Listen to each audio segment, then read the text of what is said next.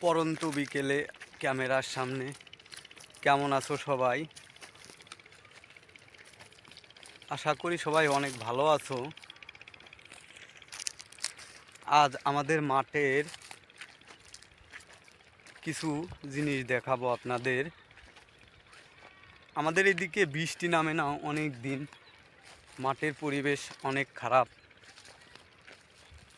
বৃষ্টির অভাবে মাটি ফেটে চৌচাকা হয়ে গেছে। দেখুন বন্ধুরা, আমাদের মাঠের পরিবেশ দেখুন, মাঠের সব জায়গায় এরকমভাবে ফেটে গেছে বৃষ্টির অভাবে। চারিদিকে যেন মরুভূমি মরুভূমি ভাব।